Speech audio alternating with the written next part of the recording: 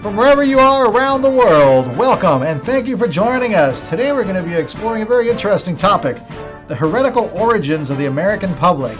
That's right, it's a fascinating book that I got to read by Dr. Matthew Stewart. He's a nonfiction writer and independent scholar. Welcome to the circle, Dr. Stewart. It's great to be here, Carlos. Thanks for having me. This is a great book. I read it. I enjoyed it. It really gives you a different perspective on where we came from as a country. Can you tell us a little bit about what motivated you to write the book and what you found? Well, like a lot of good book projects, it started in a humble way with a discovery that I couldn't explain. So I came across Ethan Allen's funny book. Ethan Allen is not the furniture store magnate. In fact, there's no such person.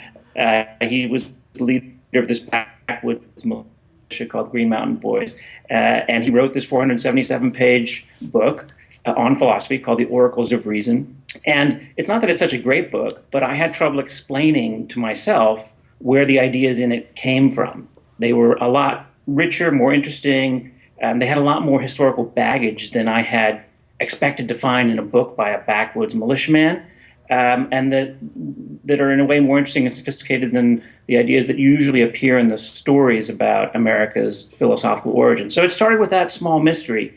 That led to another mystery, this man named Thomas Young, who no one's ever heard of, and yet he was the original Tea Partier, the man who kicked off the Boston Tea Party. He was another enigma, and in trying to figure out where he came from and where Ethan Allen got his ideas, I had to go into the more famous founders and into the basic ideas that underlie the American project from the beginning. So that led to a pretty comprehensive investigation. It took me deep into the thought of people like Thomas Jefferson and Benjamin Franklin and Thomas Paine, and also into their libraries, essentially. So I was pursuing it into the books that they were reading, and then the books that the people who wrote the books that they were reading were reading. So it was a long investigation. It lasted about 10 years altogether. I learned a lot, and I hope it's a useful package of information for people out there wanting to understand where America came from. It really is, because now Ethan Allen, was he part of the government at all? Well, no, he was, eventually he had minor roles in the emerging state of Vermont, but he was never really officially in any kind of government position.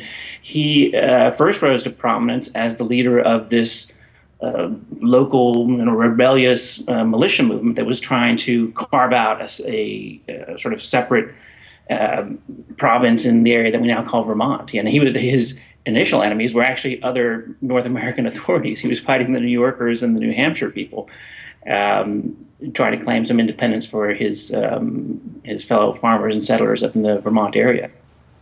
And that led him to become the leader of the Green Mountain Boys.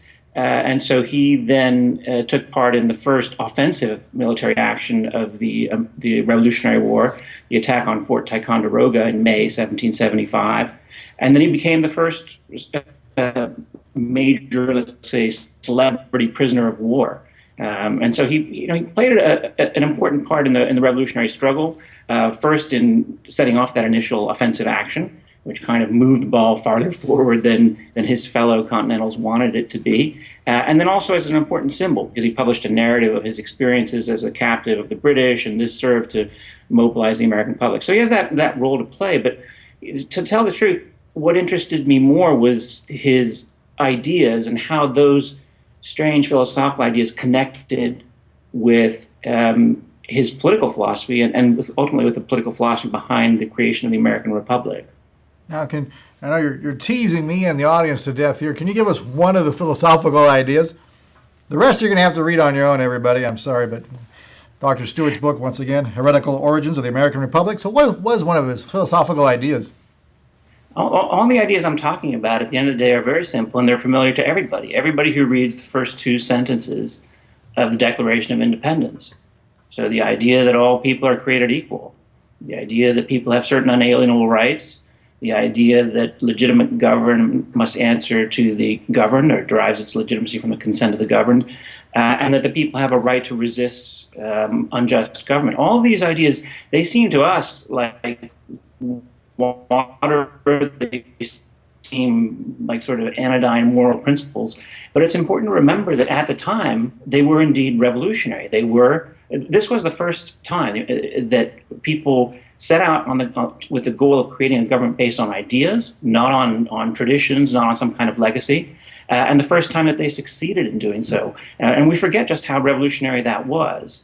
And if I may, just to underscore this point, in the context of the late 18th century and all the way through the late 19th century, the American Revolution was indeed understood to be genuinely revolutionary. It represents a new form, a new kind of thing in the human scene. And so it's important for us to try to understand why that was so. Why does what today seems so obvious to us, why was it revolutionary? What was it about it that made it seem shocking, frightening to many people, and inspiring to others? And it has to do with much more, I think, than just setting forth some abstract ideals about being fair to people or realizing some ancient notions about being virtuous.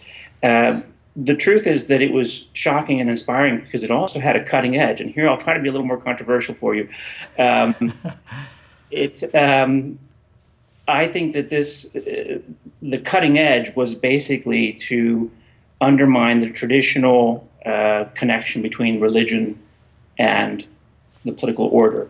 It was basically to say that we will have a government of, by, and for human beings, and not one run for the benefit of supernatural authorities or an answer to supernatural commandments. That, I think, was the controversial, the destabilizing, and yet the essential part of the American Revolution.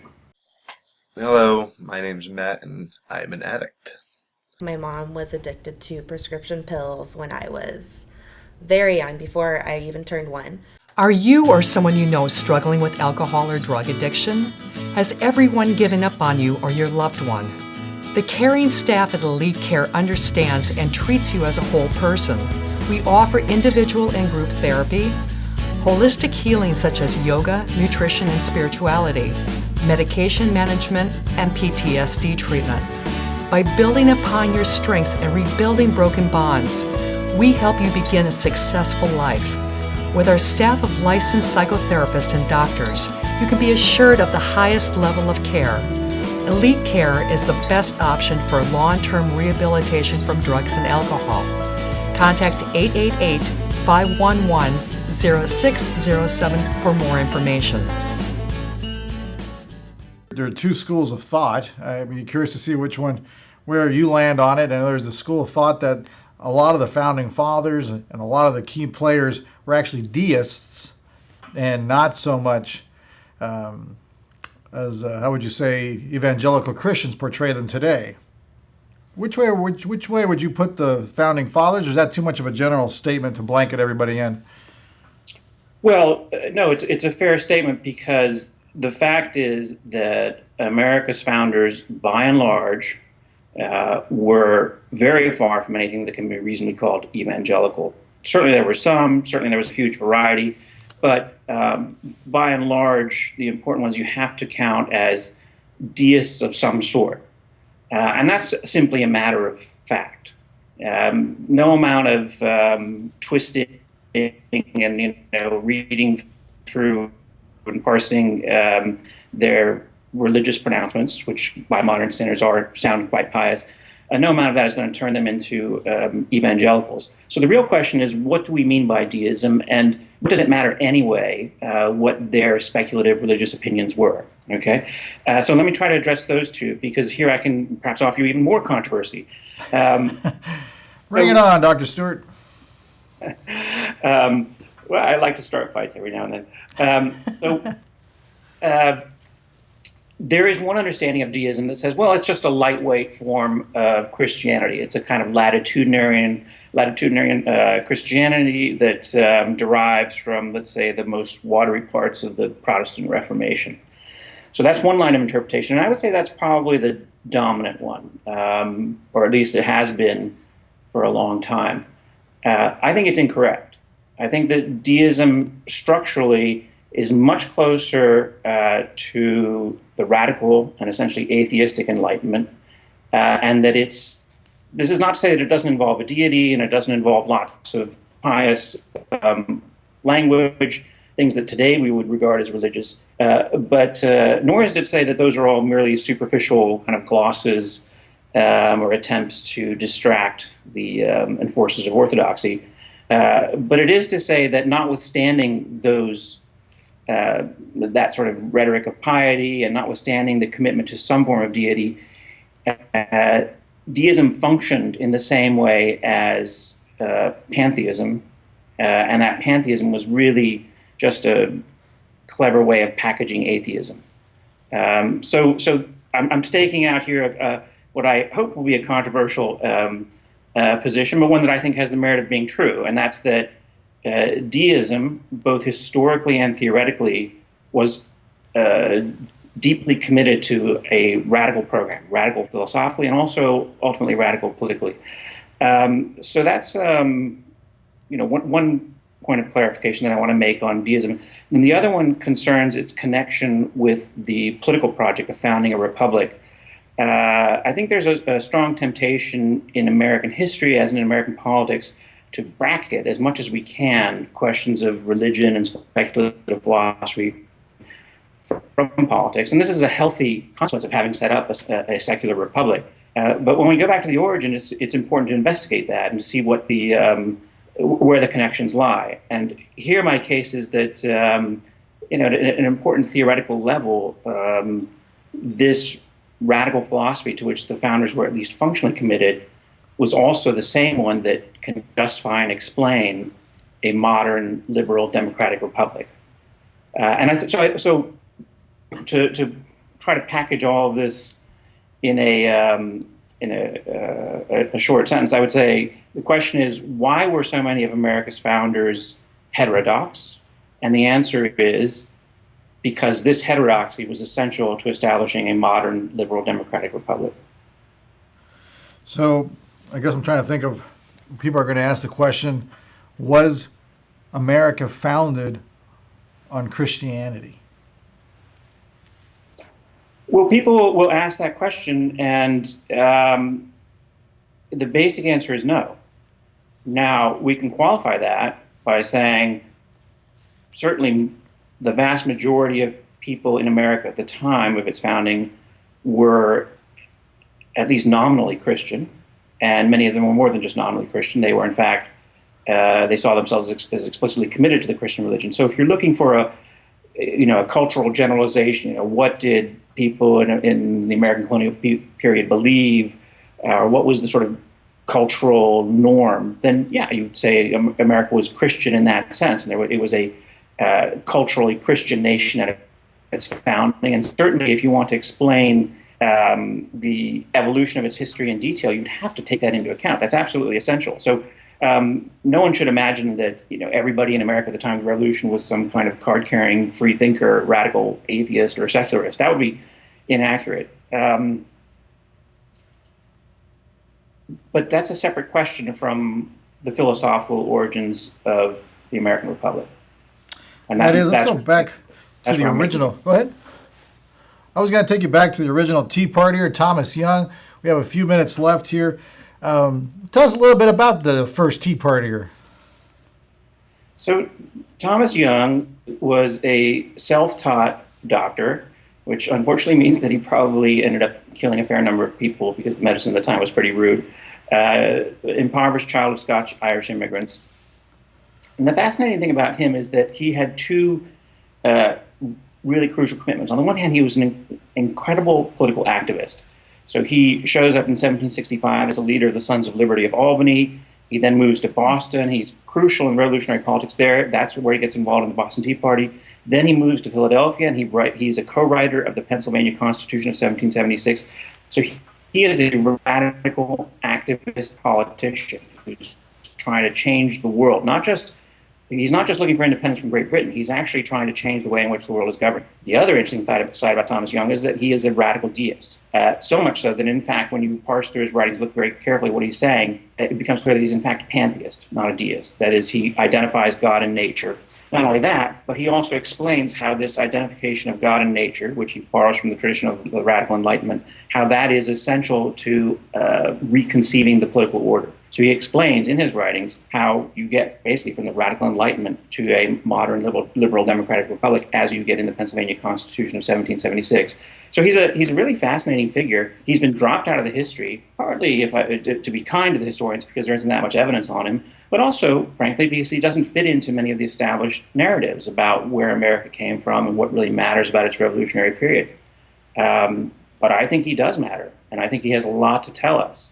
And just as a coda on this, the way I came to him is that he was a little bit known, and when Ethan Allen's book came out, people couldn't understand how this mountain man could have written this 477-page book of philosophy that was seemed, pretty clever in some ways. And so in the 19th century, when the historians realized they couldn't get rid of Ethan Allen because he was too important for the history, they decided to concoct a conspiracy theory. They said, well, Ethan Allen didn't write his own book, somebody else did, and that somebody else was his buddy, Thomas Young. Theory doesn't have any basis. I started my book with the idea that the theory was true, and looking through the evidence, I saw there was no evidence for it, and actually a fair amount of evidence against such a suggestion, not the least of which is the fact that Thomas Young died 12 years before Ethan Allen published his book. So that's pretty convincing. That'd be a whole nother topic. My book is not so much about him, but I want to draw him out as an example of this hidden side of the American Revolution. No, it's a fascinating example. We have one fastball question in our last minute or two. Are you ready, Dr. Stewart? Yeah, fire away. What would you think Thomas Young or Ethan Allen, in your opinion, would think of the current administration? Would they be throwing another tea party? Maybe a Starbucks party, I guess. I think that they were radicals, so they would probably see the current administration as rather conservative. Rather conservative. Yeah, so they might be throwing a tea party, but this time it would probably be more a tea party coming from the left, on the progressive side. Thomas Young argued for wealth caps in Pennsylvania. Wealth caps?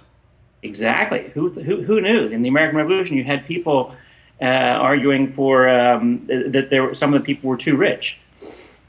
Now, maybe that's not the best policy. I'm sure people will disagree, but that's where Thomas Young stood. So you asked me where they would stand, and I think that's where it would be. Fascinating. Thank you so much, Dr. Stewart, for this. This was wonderful insight into our country's history. Everybody, I highly recommend it. Once again, The Heretical Origins of the American Republic by Dr. Matthew Stewart. I highly recommend it. Fun book. Really get to learn a little bit about American history and two very interesting characters that most people don't know about, Thomas Young and Ethan Allen. Remember, our motto is simple, everyone. Wherever there's psychology involved, even in American history, we're there. See you next time, everyone.